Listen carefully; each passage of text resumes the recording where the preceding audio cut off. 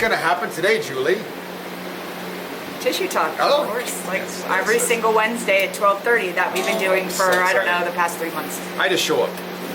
He does. He's just here to look good. That's all Mike is here for. I mean, right. He did his hair. Hello, There we go. everybody. Welcome to Tissue Talk. Today is all about the fabulous yet notorious SI joint, sacroiliac joint. What is this sacroiliac joint? What are we talking about? Why is it notorious? Like what? Notorious. I know. I wanted to do that, and then I was like, don't get sued, and don't wrap it. You only did the one. Yeah, because Michael started doing the whole like biggie rap, and I then will we're in get trouble. into it. Okay, the notorious SI joint, SIJ. I know you can't help it now. Now you want to go, notorious. Yes, I do. Dang, we're old, but it's okay. It was a good song. All right, you guys. So we have all had this at one point in time or another. Most of us, Not too long ago. almost all of us that have been on the planet have hurt our back at one point in time or another. So here's the story. Please. Start your story with it. Oh, how do you always start your story?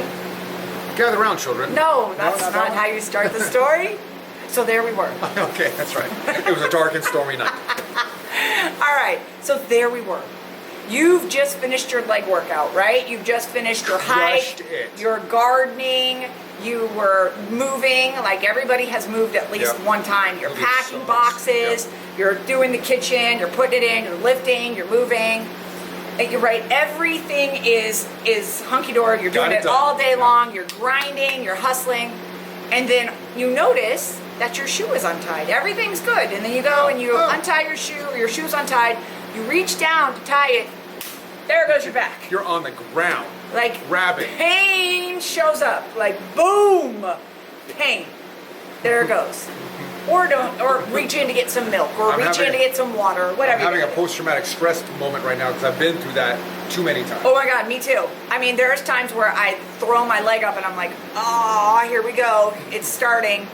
So now you've got this giant pain whoop, in the middle of your back, right? It creeps out to both sides. Sometimes it's sharp, sometimes it's dull. And where can it show up? It can show up right at the site, right back here on one side or the other, close to the spine, or it can hit down on your thigh, it can hit your knee, it can be down on your foot for all that It could be matters. in your groin. It could All be can in your... all generating from that Yeah, one SI joint. and it could go up to the upper back. Yeah. So listen, it's all across you, right? And so it normally starts like, whew, Yeah.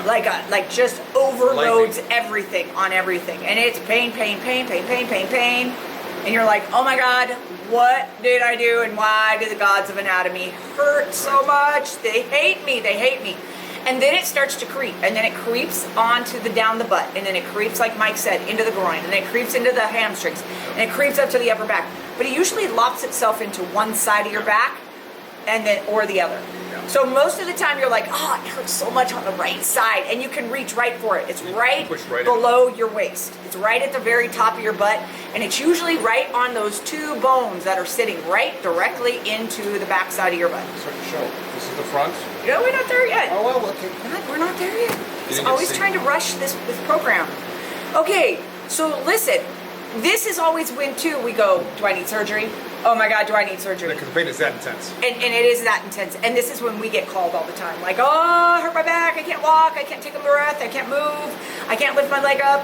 What is happening? And we're like, breathe. You're going to be okay. You're going to be okay. It kind of feels like birthing a baby. It's kind of like you're birthing a back. As I know. Yes. So, yeah, as you would so know. So, what actually happens to your back? What actually happens? Well, what's happening is that joint is stuck. Yeah. It's just not moving. A little bit of motion that it does have, it's not doing that anymore. Yeah. Pain receptors are firing. And this is a common injury, you guys. This is 15 to 30% of people who hurt their back. It's an SI joint issue. It is actually really prevalent in the world because we're moving all the time, and our bodies are built to move. We're not built to sit. We're not built to stand for a long period of time. Not built to be sedentary. We're not built to be static. We are built to move. So low back pain, 15 to 30%. Not only that, you guys, but remember, the #1 source of low back pain in America The back pain, low back pain is the #1 source of back pain in America. And it's a $1 billion industry. It's $1 billion for people that are spending to try and alleviate low back pain. Low back pain. Now, this is one of many parts of low back pain, but this is a really common injury. And it's got its notorious nickname because it seems to come out from nowhere. It's literally like I was literally doing nothing. I did nothing. And then all of a sudden I woke up and I went to put on my pants and my back hurt. Oh, there it goes. And it wasn't that you did nothing.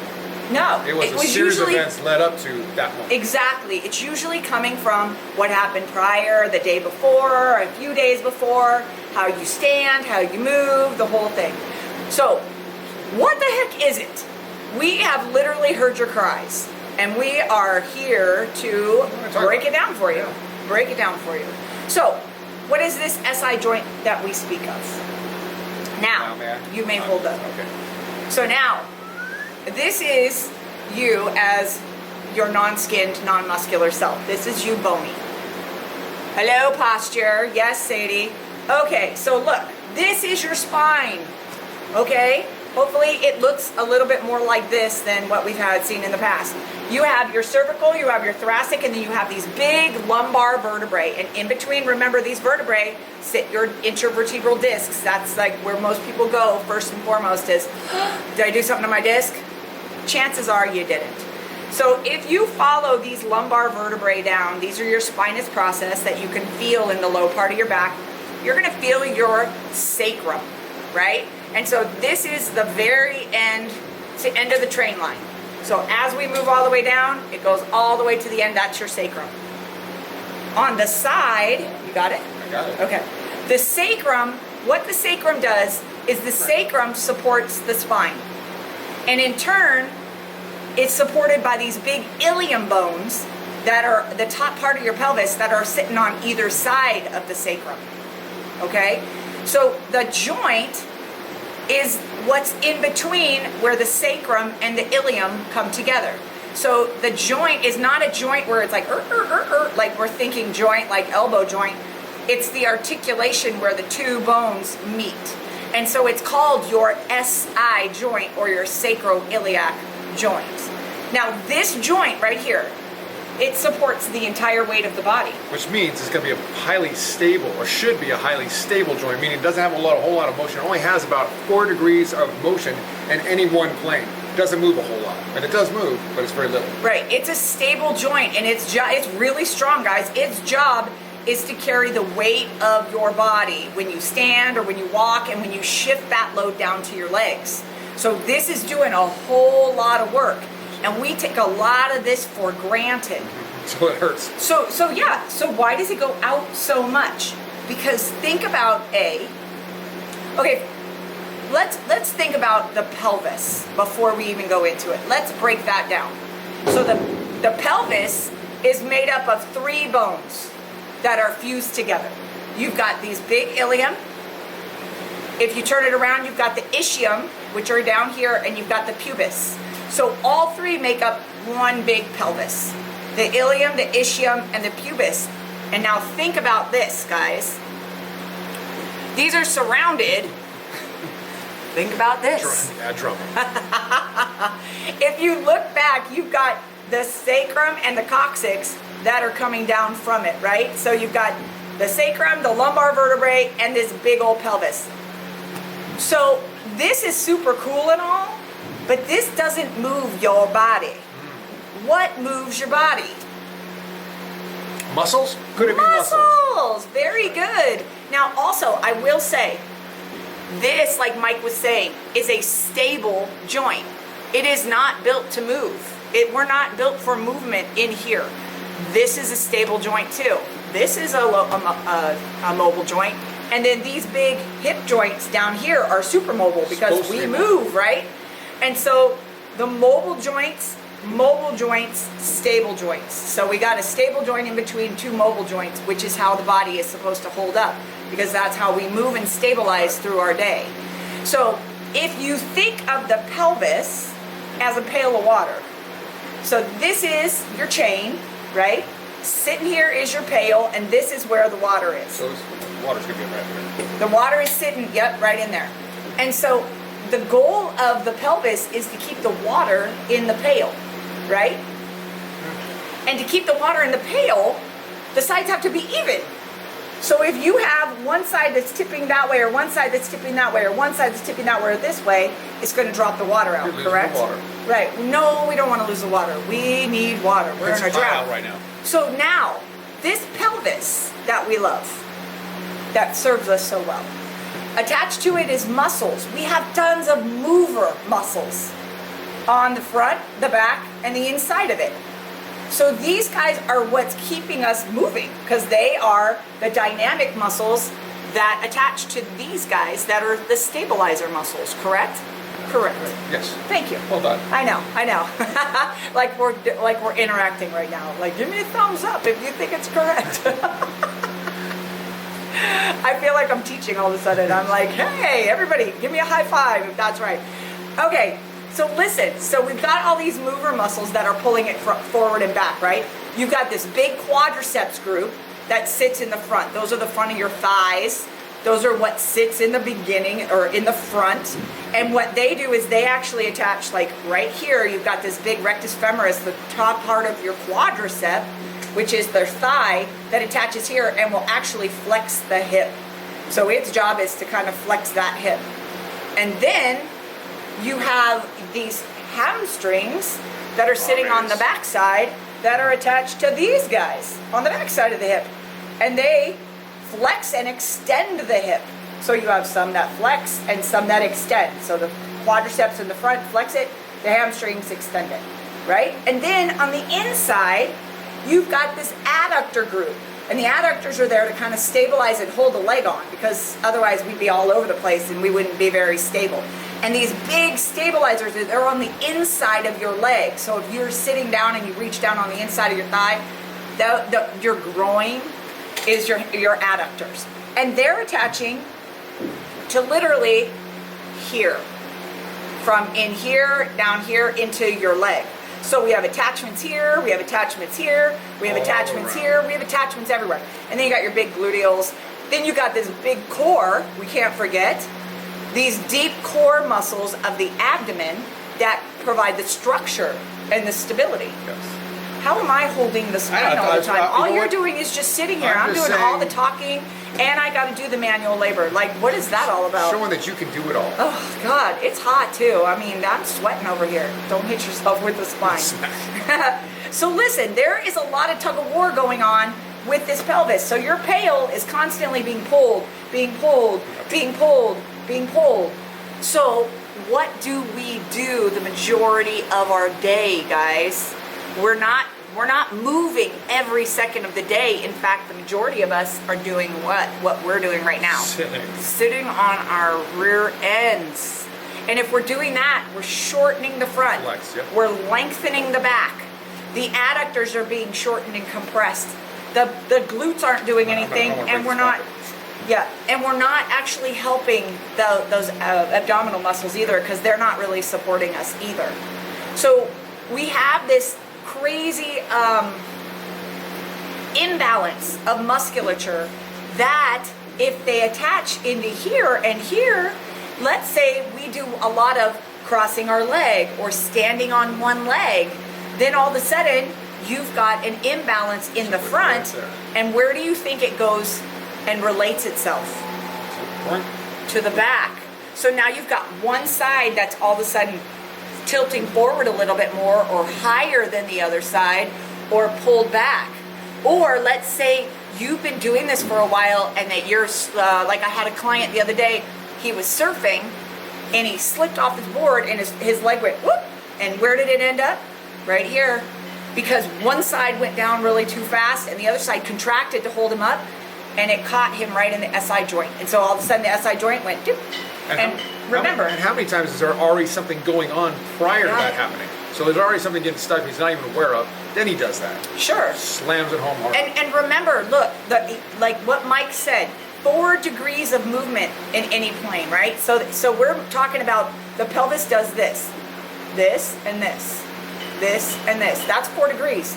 this, and this. It's an undulator. Get it in, flare And out, so whatever. it moves this way very slightly. It undulates in order to hold the pressure. And it's held on by ligaments, because that's what holds joints together. And so these ligaments are sitting there like this, trying to hold the structure. So now what happens if you've been sitting funky for a long time and you're off a little bit all the time? Your ligaments, which are normally really strong, Get overstretched. get overstretched. Think about this. A good example is the collar of your shirt. You know how it's always doubled up? Like it's sewn so it's a lot more, what do I want to say? Stiff. Solid. Yeah, it's like reinforced. That's what I want to say. And so let's say you're pulling on the collar of your shirt all the time. The first time you do it, it'll pop right back, right? Because it's there to support you. After a while, if you just do this for a long period of time, I don't know why you have to do this, but you do this, you're going to stretch it out, and then you're going to put it on like that guy in the commercial, and it's going to be like, it's going to be like completely loose, and that's what happens And to your a date lot is of just your going to look at ligaments. you like, what are you doing? Yeah, and then that's- get up and leave. You know, we've all been there. All right, well, Really? Are well, you reminiscing like Yes. you're? But I digress. Okay, and remember the time you sprained your ankle a long time ago, or hurt your knee a long time ago, and you limped for a long period of time trying to get that guy back together. You are not evenly distributing the weight. What you're doing is you're clumping everything down on the opposite side, and there's compensatory patterning going on, where one side is taking the majority of it. Remember, our kinetic chain, everything goes from the foot to the head and from the head to the foot. And there's a difference in how the balance is. So if you're walking with a limp, it's going to end up into the pelvis, and vice versa. So it's going to go up and it's going to go down. So that can be part of this SI joint dysfunction. We're looking at How do we fix it? I'm getting there, Sadie. I'm getting there. I got time. You need to come Don't in- rush me, lady. Well, you need to come in for an assessment. I guess assessment is always part of it. So also, listen, there's another reason why this kind of happens sometimes for us ladies, maybe some men, but the ladies for sure. This whole childbirth thing, right? You're carrying this child for 9 months. Them babies. Birthing them babies. You have a humongous belly. You got all this weight distribution going into the front of your belly. Not only that, but as we get ready for birth, the hips expand, right? So they're getting ready to blow that child right out of there. And then, not only that, I know, the way I speak, it's Descriptors. romantic. And then you have what's called these hormones that come in, they're called relaxin. And relaxin come in and they soften the joints, Yeah, the which joints means expand. which means the ligaments now can expand where they couldn't before. That happens, and then it stays with you for 6 months after childbirth. So what happens is we have all this change in the pelvis, and then after, every woman seems to want to jump back into the gym for 5-7 days a get that week body and get back. it right back. Their body's not ready for it, and it throws it off because their body can't hold the movement patterns that they're giving it. And their core isn't strong because their core's been stretched out for 9 months. So there's things like that that keep coming up over and over and over again. So listen, here's the question, Sadie. How do we fix it and make it go away? The key, the whole key, and I was actually talking to a gentleman last night. The key to stabilizing this is balance. Balance. It's finding the balance back through all your structures, getting this structure realigned. Now, some of this you can do on your own. Sometimes this gets so locked in, one needs a little help. I, being the master of trying to fix myself, at times cannot, because I get so locked in, you need assistance. But getting that assistance, getting all the structures balanced back again, getting that core back on, the pain will go away. Yeah, and part of it is having somebody help you, because remember, we're not all in this position all the time. For us, we see this all the time. For you guys, especially when you're in pain, it takes over your world. It does. And the other thing too, if it's a chronic issue, your brain, remember, energy flows where the attention goes. So if you're not getting any attention to certain areas for a long period of time, these are too short, these are stretched out, these are not working, these are not really working. Especially they with stop talking to the brain, and then we stop activating them. And if we're not activating them, you can try like crazy to get this thing going, but it's going to constantly reset itself. It's going to constantly reset itself. And so there's a couple of ways that we can do it where we're activating certain muscles and not deactivating, but calming the other side down. So there's dominant and dormant muscle patterns that we're changing. Balance. So the job for you guys is keep the pail steady so the water doesn't fall out.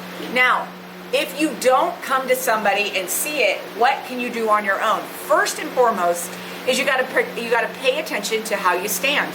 So your job, should you choose to accept it, is to actually be part of a proactive part of your body. Because only you can fix you, right? We've said that pretty much like every Wednesday at 12:30.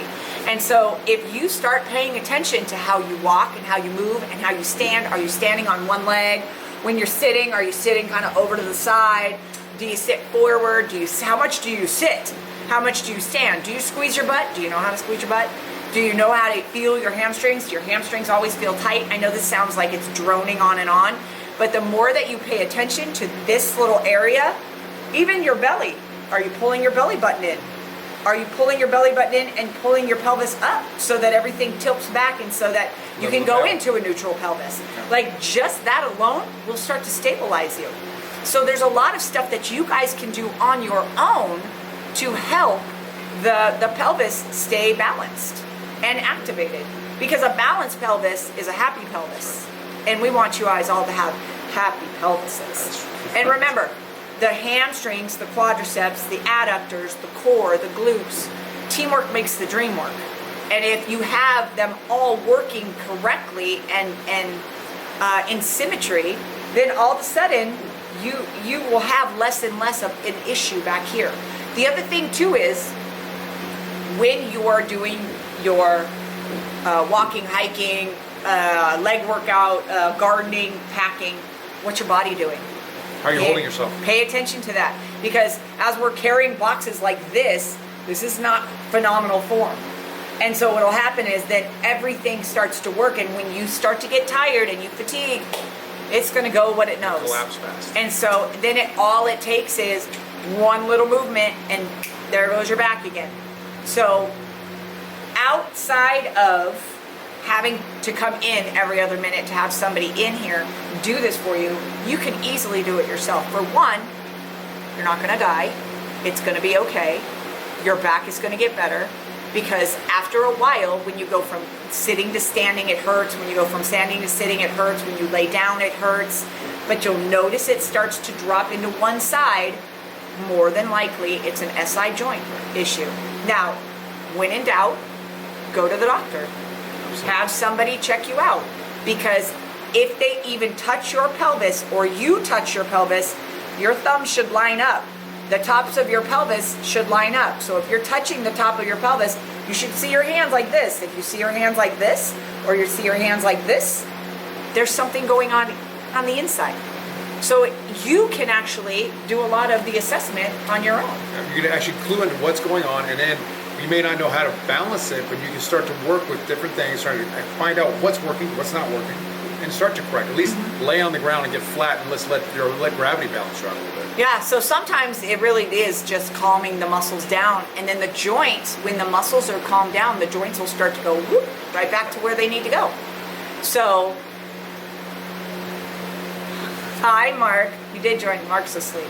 Mark's sleeping in. Okay, so I hope you guys really enjoyed that. I hope you guys got something out of it. SI joint is really not as bad as it is. It sounds notorious, but it's really just your sacroiliac There joint. are some awful chronic conditions that can happen later on as these imbalances maintain over a long period of time. Yeah. We're not talking about those. These are ones these just kind of spur up out of them, or come up out of the blue. Yeah. Chronic conditions can really they may lead to more assessment from a doctor, really get in there, like orthopedic surgeon, that kind of thing. But those are horrible conditions. These are more than just the chronic ones that just keep popping up. Yeah, and I will say, you guys, if this is bothering you over and over and over again, you get to take care of it with somebody, because that will lead to potentially something not so great. Because remember, The body is always alive, and the bones are always remodeling. And if this stays like this for a long period of time, it's not just the pelvis we're worried about. It's going up the chain and down the chain. And we really want to keep these as healthy for as long a period of time as we can. So if we can keep this even, these get a chance to not degenerate the way that they normally would with all the stress. Because if you don't recall, any type of change in the structure puts a change in the stress that's put onto the structure. And therefore, change in the bone, the change in the bone growth, bone spurs, calcium deposits, you name it, degeneration, everything starts to happen. So let's keep this pail of water full for as long a time as we can, shall we? So let me know if this works for you. Hey, if you guys have something like this, go into the comments and let us know. We actually have a real quick fix for you that we will send to you if you connect with us and want us to show it to you. So we'll send you the video. So anybody who is interested, share this with your people who have chronic issues in the SI joint. And if you're interested, send us a comment and we'll send you a video on how to correct this one on your own. Okay? I hope you guys had a great one, and we will see you next Wednesday Have a great at 12:30. Wednesday. Bye!